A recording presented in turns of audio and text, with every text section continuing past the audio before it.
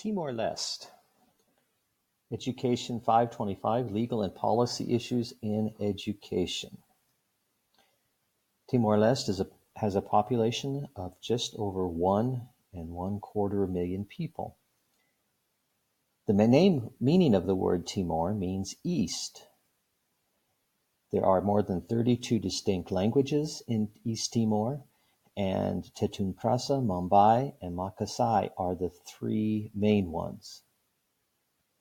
Ethnic groups: we have the Austronesians, the Melanesians, Papuans, and a small Chinese minority.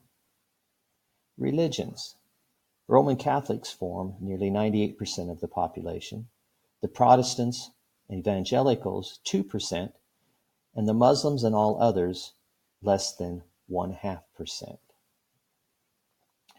There is no education like adversity. Disraeli was the only Jewish Prime Minister of Great Britain. He served twice as MP for the Conservative Party. He knew what adversity was like. If this statement by Disraeli is true, then the Timorese people should be some of the most educated people on earth. Timor-Leste lies at the extreme eastern end of the Sunda Islands of Indonesia. You can see there in the red circle. The Dutch came more than 200 years after the Portuguese came in 1498. But Portugal largely neglected the colony, using it mainly as a place to exile those who the government in Lisbon saw as problems. These included political prisoners as well as ordinary criminals.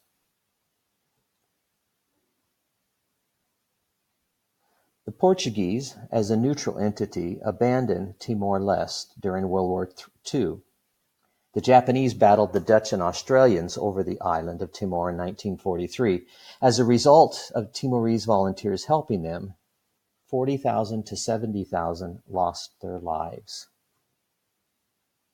After the war, the Portuguese continued in their policy of ignoring the development of the infrastructure of Timor-Leste and their exploitation of its resources until 1974, when the Carnation Revolution occurred in Lisbon.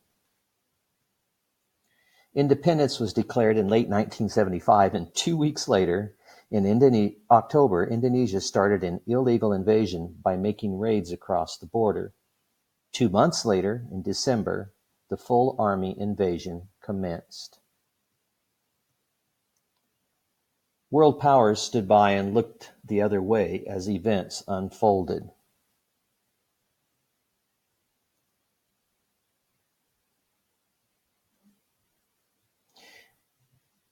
Many went into exile to other countries to escape the brutality of the occupiers. As the capital Dili was invaded, 80% of the people escaped into the mountains, which formed the backbone of this tropical paradise.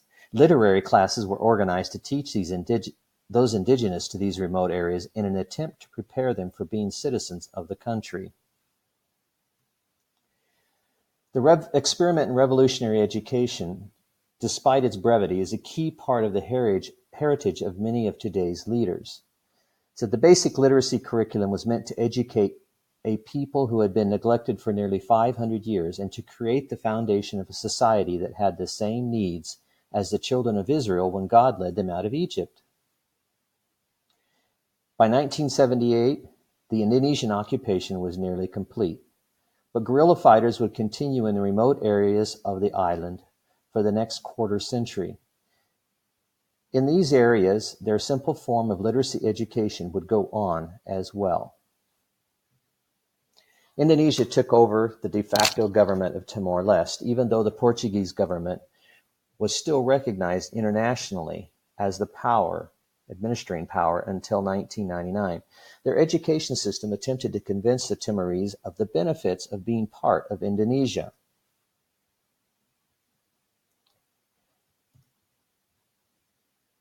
The use of schools for propaganda and indoctrination severely interfered with the education of an entire generation of East Timorese. The education was conducted by Timorese teachers in the primary grades, but mostly Indonesian teachers in the secondary level, and most of those schools were under the direction of the Catholic Church. The 1990s saw growing nationalism and unrest among students and resulted in a massacre of 273 armed Dili demonstrators.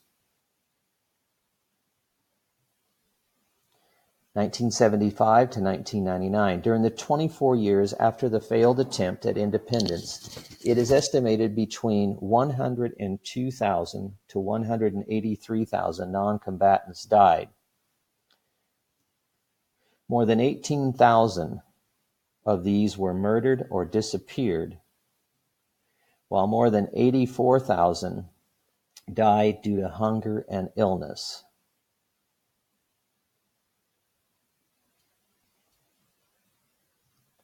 At least one expert has concluded this was an attempted genocide.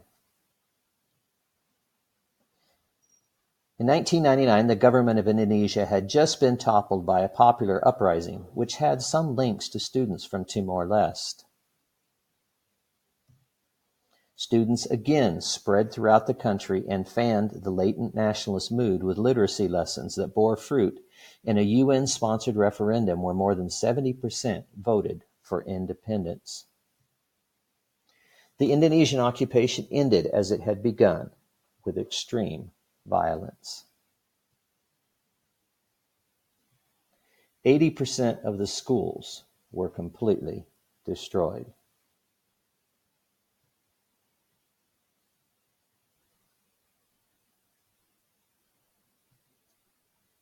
All of the international teachers left. This spelled the end of the Indonesian school system. The United Nations sent peacekeepers and others to help with the transition to independence. They would remain until 2002. They left a legacy of 700 primary schools and 100 junior secondary schools. The country continued its efforts towards establishing new society. 2005. What round is this? Or here we go again. In 2005, the government abolished compulsory religious education in secondary schools.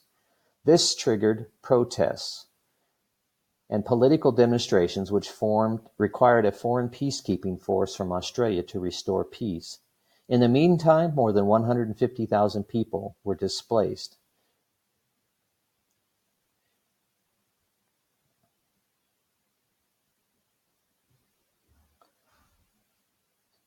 Schools were shut down, and teachers on the wrong side lost their homes.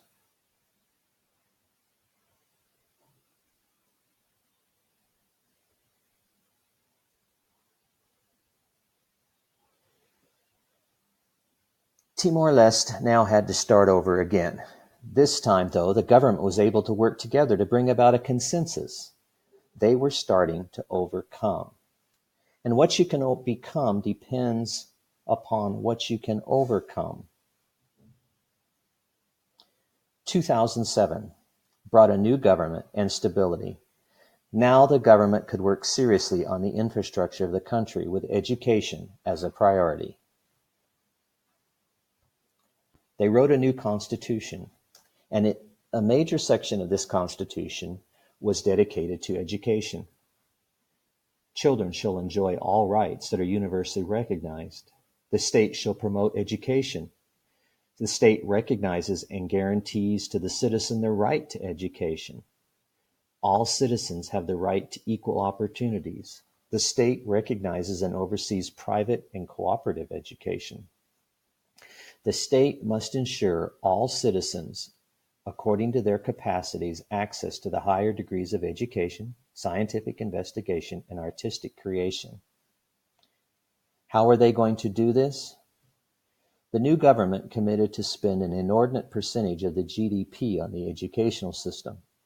9.4% may not seem like very much, but when compared to the world spending, it is considerable. This is the 7th highest in the world.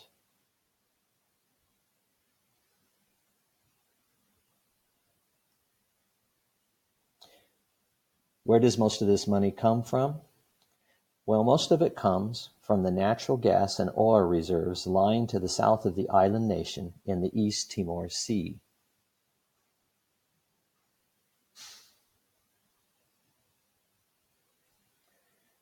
The structure of East Timor's education system is 2 years of non-compulsory kindergarten. This is done in the local language. 9 years of compulsory and free basic education. This is 6 years of primary education and 3 years of lower secondary. Then there's 3 years of secondary education or technical and vocational secondary education, and 1 to 4 years of university conferring degree from diploma up to bachelor. Master's and doctoral students education is available from other countries, Indonesia, Portugal, and Brazil. There are challenges. Just like every country has, the newest country of the 21st century has considerable challenges. The first challenge they have is a challenge of language. With 32 different languages in this small island nation, they have overcome the language problem by having 2 official languages, Tetum and Portuguese. Indonesian and English are working languages that are used in the business world.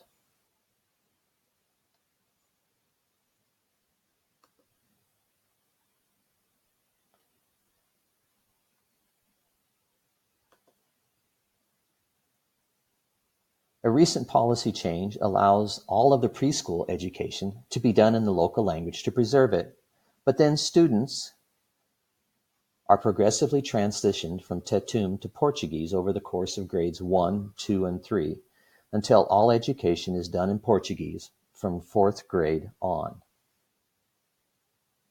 Another challenge they have is poverty. The national poverty rate is 68%. As you can see from the map, Dili, which is the area where the capital is, more metropolitan, has 25%. But there are some areas that have as high as 80%, 81%, or in the 70s. So poverty is a major problem in the nation of Timor Leste. Poverty prevents many families from being able to do without the labor children can provide, so attendance can be non-existent or sporadic at best. Another problem that Timor has is remoteness. The rugged nature of the geography of Timor-Leste isolates many communities and increases the cost of maintaining, staffing, and operating schools. Another problem Timor-Leste has is recurrent retention. It requires an average of 11.2 years for most students to complete the first 6 years of the 9 years of free education. As you look at the picture there, you can see older students mixed in with the younger ones. These are students who have had to come back to school and repeat courses that they've taken already. The dropout rate by grade in 2009 and 2010, you can see that in grades 4, 5, and 7, the dropout rate is very high. This is part of the problem with the recurrent retention.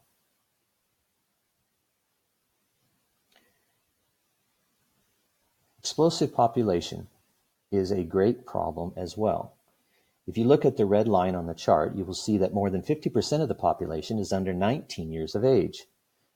That means that most of them don't even have jobs or can't work yet.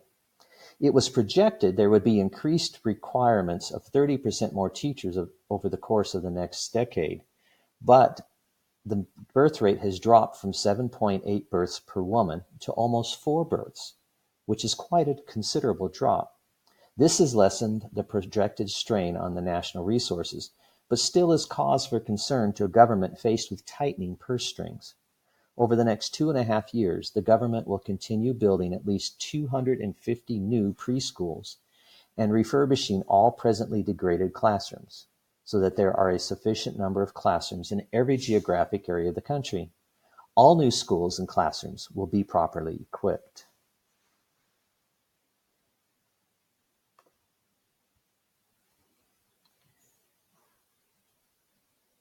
In 2011, the National Education Strategic Plan was developed. It is meant to cover the years from 2011 to 2030 for the overhaul of the entire education program in Timor Leste. Starting at 5 years of age, the students will have 2 years of kindergarten. This will be done in the local language and provide for the basic education program. Grades 1 through 6 have a new curriculum which is focused on relevant knowledge and skills to replace the one that didn't meet the needs of the population. Have they made some progress? Yes. A decade of progress, 59% and 96% in growth between the year 2000 and 2010. The number of primary schools has almost doubled. The number of primary students has increased considerably. The number of primary school teachers has nearly doubled, and the number of pre-secondary schools has nearly tripled, while pre-secondary students has tripled, and pre-secondary teachers have increased astronomically. A good decade of growth. Provision is made for the implementation of local 2-year preschool programs. But on the upper level, technical, vocational, or secondary education are the choices that they have. 3 years to prepare for a career or to prepare for further education. In 2003, there were 43 secondary schools. Of those, 22 were public. 17 were Catholic operated, 1 was an Islamic school, and 3 were private schools. Low enrollment rates may well be related to the outdated curriculum that is taught. The curriculum has serious limitations of quality and relevance and does not correspond to the development needs of the country. This is addressed in the National Education Strategic Plan for 2011 to 2030. To get a better idea of this, there are 901,323 Timorese above 5 years of age. Of those, 1/3 have never attended school. 1/3 have never attended school. Why? Poverty and other social issues keep many students from attending school. According to the 2010 census, 56.1% of those above the age of 15 know how to read and write in Tetum, the national language, and only 25% know how to speak, read, and write in Portuguese. This is a problem.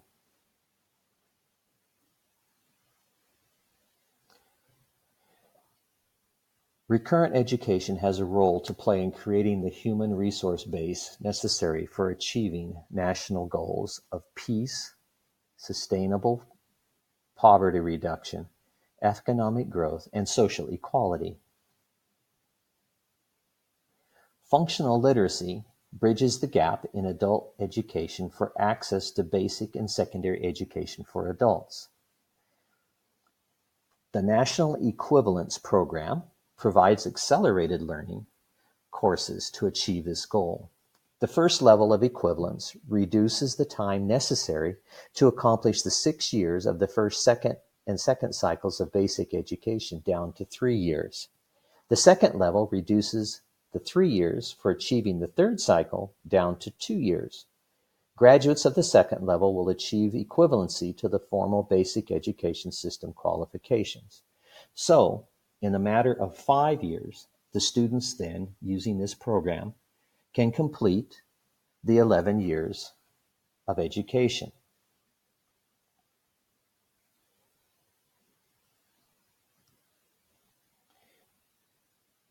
This will help those who have missed out on getting an education to be able to get an education and get training in a career that they can use.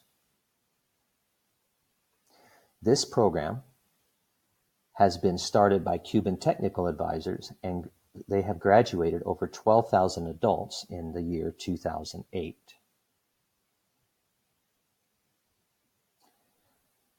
Higher education institutions in 2003 had 13,000 students, 17 of them.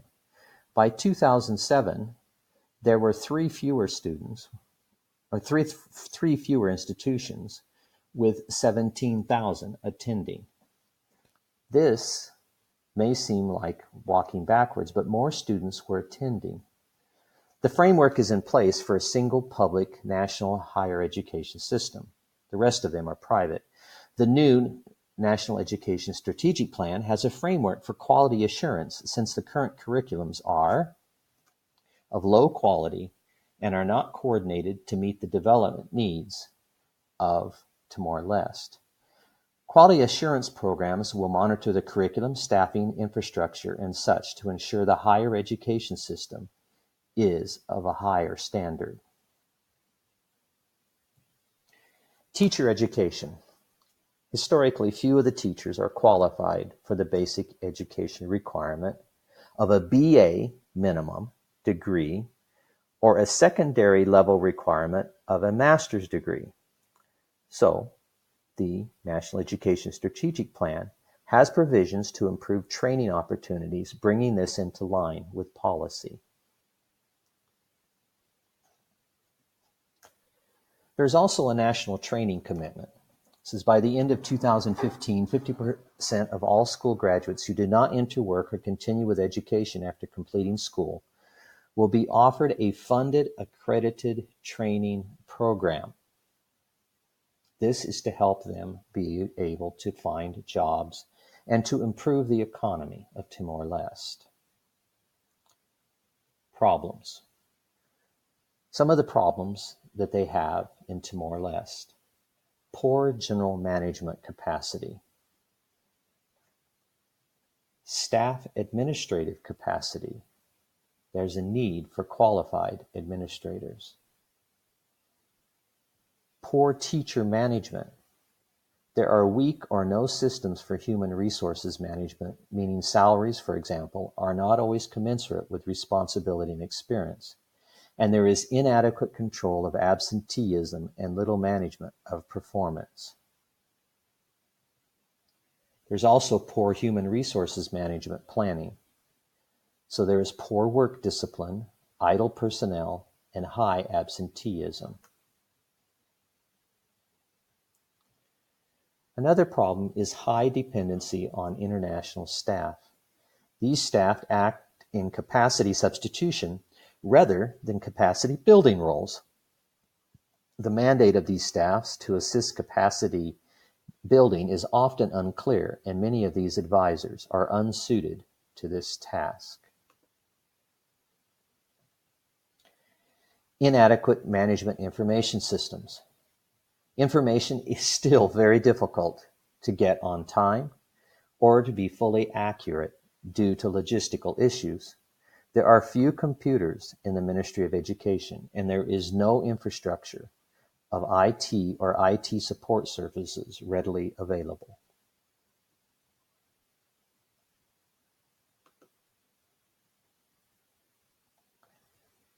Administration, budgeting, and finance. Plans which are implemented are not done so correctly or consistently, which means that morale is low and planning is as well. Non-governmental organizations.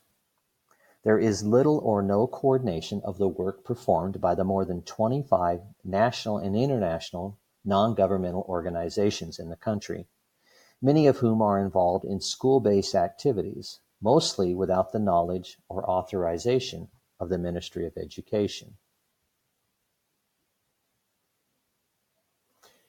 This is a general summary of the situation.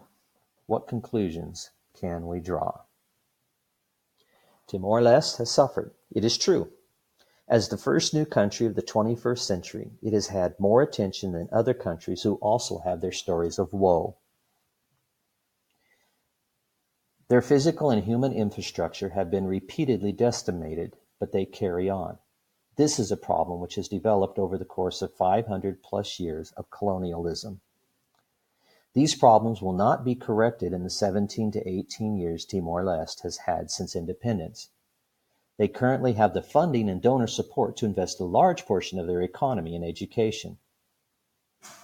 They need to do so since the projected income from their natural gas and oil will cease in 2020, and revenue from the petroleum fund investments will trail off over the following decade without new discoveries of oil or gas. Donor assistance will also drop off as it does historically with protracted needs programs. Timor-Leste needs time to grow and mature its education system. The National Education Strategic Plan provides a framework if the people have the political will.